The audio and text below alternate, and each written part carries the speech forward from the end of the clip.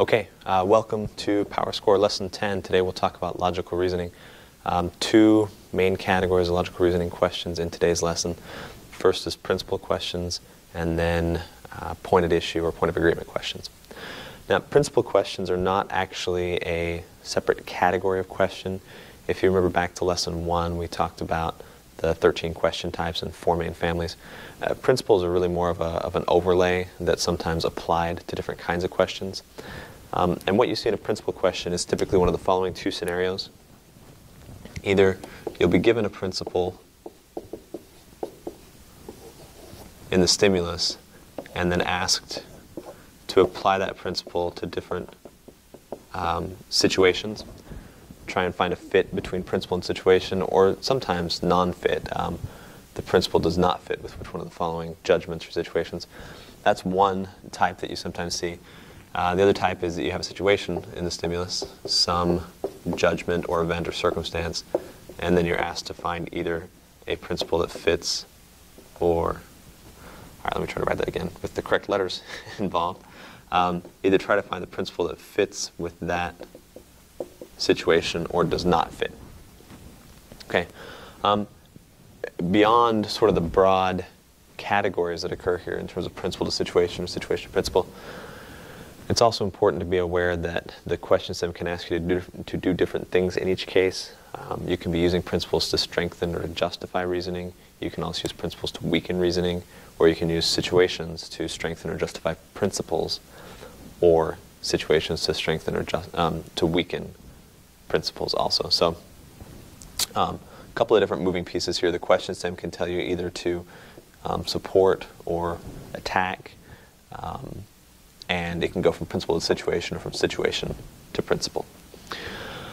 Now, what is a principle in terms of the LSAT? For the LSAT, a principle is considered to be a suggestion or guideline for behavior, describes a context within which decisions are made, and then offers guidance for particular decisions.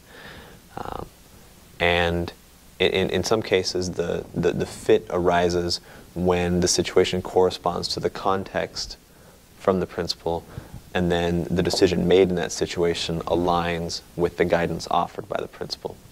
For this reason, when I look at principle questions, I often jump straight to the conclusion, much like parallel reasoning questions, and try to decide if the conclusion matches up, if it fits the kind of decisions that are allowable under the principle, and then if the pattern of reasoning used to reach that conclusion matches. In a sense, principle questions are kind of like a combination, a hybrid of method of reasoning questions and parallel reasoning questions. They give you the method of reasoning in the principle, either the stimulus or the answer choices, and then you have to match that up to a situation or situations.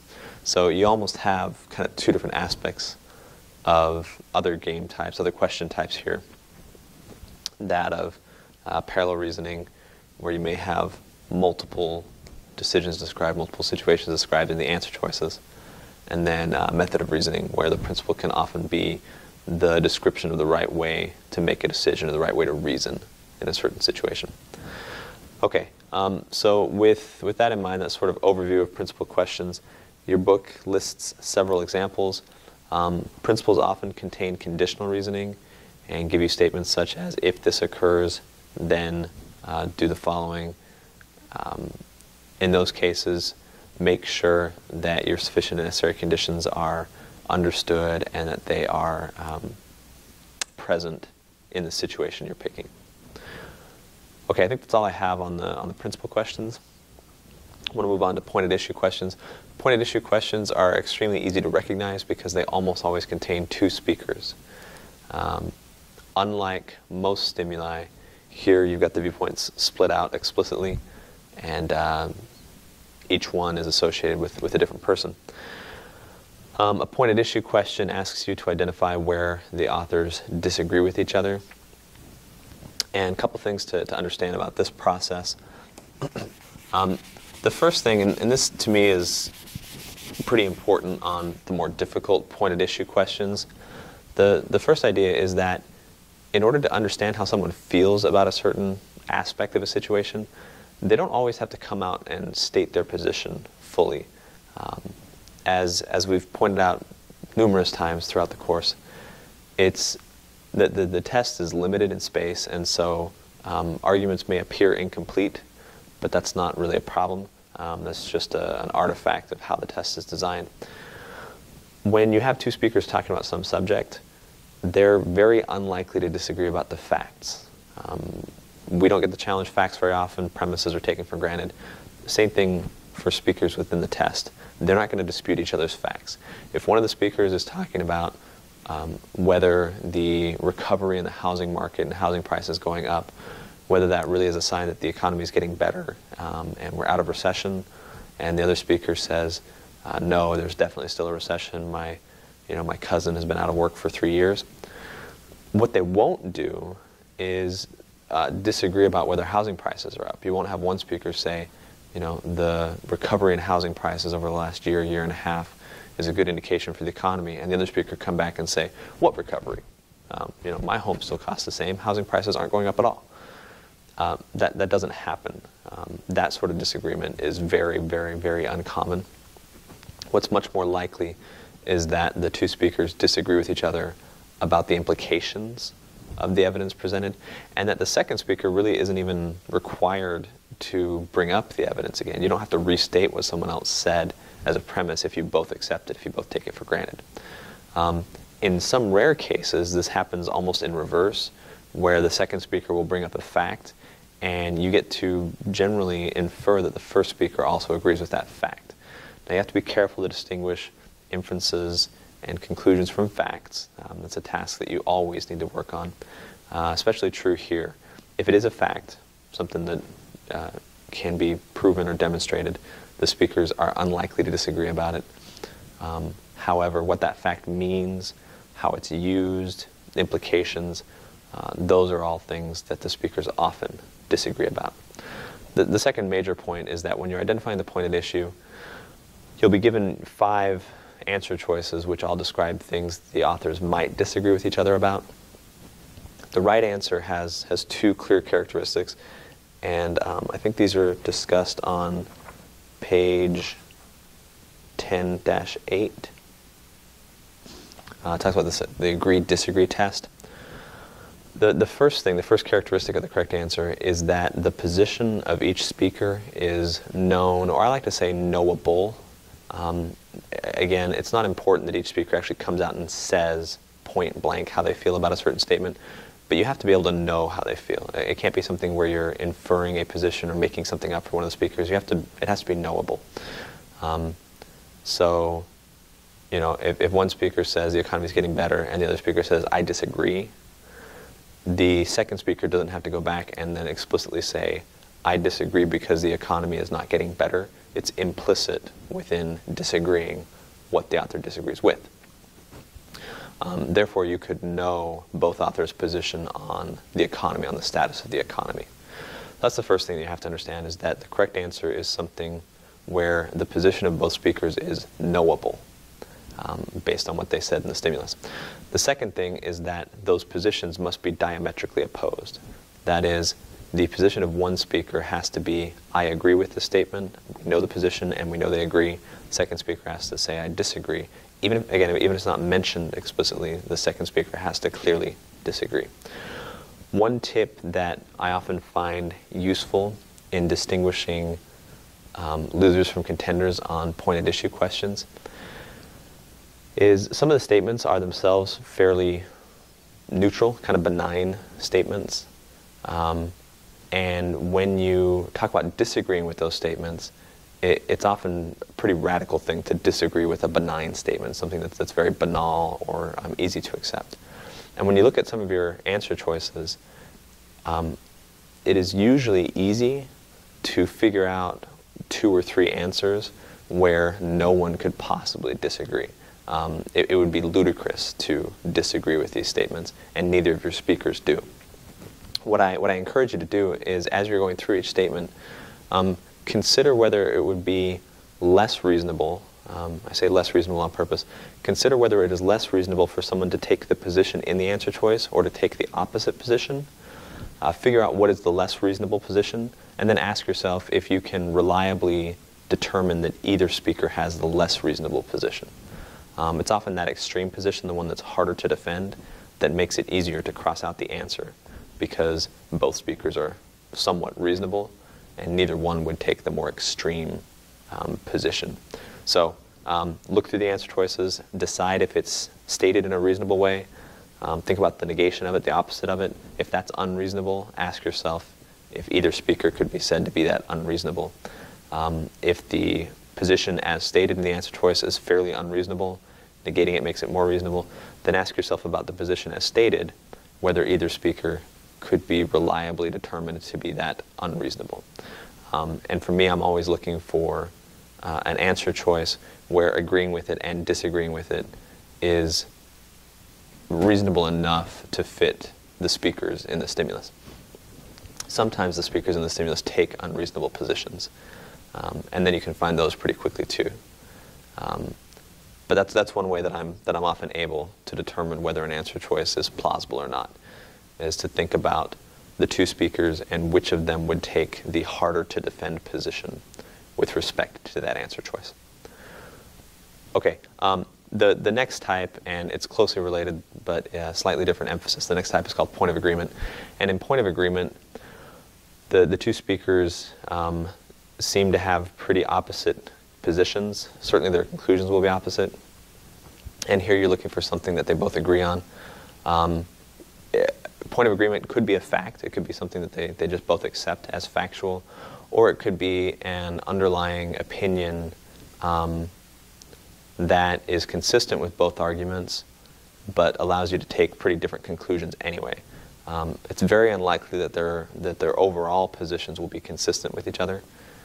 They tend to be pretty clearly opposite in nature, pretty clearly different in nature, making it harder to figure out what the two agree on. But once again, the same kind of thing applies here in terms of the standard for the correct answer. The correct answer has to be something where you know the position of both parties, or the position is knowable, and where both parties would say, yes, I accept that position, or on occasion, both parties would say, I reject that position. The LSAT tends much more often to present you, actually the point of agreement questions explicitly, is going to present you with the position they both agree with. So you typically don't have to worry about them both rejecting it. That's not going to happen. Point at issue questions, they're going to have opposite positions, one accept, one reject. Point of agreement, they both accept. All right, and that's all I have for logical reasoning from this lesson. As always, feel free to get a head start by doing some of the homework, save the lesson questions for class, and we'll see you in class. Thanks. Okay, so lesson 10, reading comprehension. This is about the science passages. Now, science passages have been on the LSAT basically since the modern era, 1991, when the test underwent its last major revision. Ever since, they've included at least one of the hard science passages per test. Hard science, obviously not meaning difficult, but empirical or experimental sciences. This includes astronomy, physics, chemistry, biology, geology, maybe to some extent, and a few other branches of experimental, empirical, natural sciences. The rationale, of course, for including a section like this, or any section, is that they're trying to discriminate reading comprehension ability among test takers. And they've found pretty consistently that the typical pre-law student has a non-science, non-technical background and can be easily intimidated by passages with technical terms or technical descriptions. Fortunately for you, the type of reasoning that underlies these passages is often very consistent. In fact, I would suggest that the level of reasoning in science passages is often simpler than in other passages. Primarily what's done in the science passages is that the author has taken it upon themselves to correct a misconception, to point out how current understanding of some phenomena, be it the health effects of wine, or the extinction of dinosaurs, or the various addictive properties of psychoactive substances, whatever it is, the author has decided that current modern understanding of that topic is insufficient, and it's up to the author to sort of set the record straight and explain how things really are. And this process, kind of framework for these science passages is very consistent. I don't want to claim it's 100% by any stretch, but very frequently what the author is trying to do is explain how we need to understand something better and how they have a better answer, a better explanation, or a better theory to explain something. Because of that, you typically only have two viewpoints, right? There's just the common viewpoint that everyone has previously had, and then the author's viewpoint that comes in and corrects things. Along the way, the author may introduce some very technical and very dense topics, and this is where, as I'm reading through a reading comprehension passage, I like to try and go at a very steady pace. I don't like to reread things as I'm going through, but when I hit hard science passages, and maybe they're talking about chaos theory and fractal boundaries of basins of attraction, which I don't know what that is. I have no idea what that means. When I read something like that, and I realize, halfway into the next sentence that I didn't quite understand what I just read, I'll go back and bracket any portion of the text that I didn't fully understand. I won't read it again because I don't want to waste my time on deciphering the passage. I want to spend my time looking for question indicators. But I will make a note of where it is, and then if a question asks me about fractal properties, I'll go back to that sentence and read it again until I understand what it says. But my goal as I read through these passages, especially the science ones, is to get through them at a steady pace and understand maybe 70% of what I read, 75%. With that level of understanding, I feel like I'm equipped to answer most questions, and I can do the viewpoint strategy even without understanding the technical details. The other saving grace for these is that the test obviously assumes you have no prior knowledge of scientific research and scientific discovery. So they will give you the information within the passage that you need in order to answer the questions. Anything they intend to ask you about has to be defined adequately enough for you to go back to the passage and find the answer you need. So there may be some specific questions that are highly technical and highly detailed. There probably won't be a majority of questions in any passage that are of that type because this is a reasoning test and they'll focus most of the questions on reasoning and rationale. But you might see 2 to 3 that have some pretty technical, detailed answers. So it is important to understand how to approach science passages, but there's nothing to be afraid of. Don't be scared, because really it's the same thing you've been doing the whole time. And you can handle this. Just don't get bogged down by the technical aspects, and keep looking for the viewpoint, keep looking for the structure, keep looking for the tone, look for the argument, look for the main point. Those all matter in science passages just like any other passage. We will cover a couple of passages in class together, and there's more practice for you in the homework if you want. Also, to get experience in reading and interpreting these, it's a good idea to pick up some of the more technical magazines, Scientific American, Discover, a few other passages, Smithsonian Magazine, a few other magazines like that, and read through if you want practice and exposure to these kinds of topics.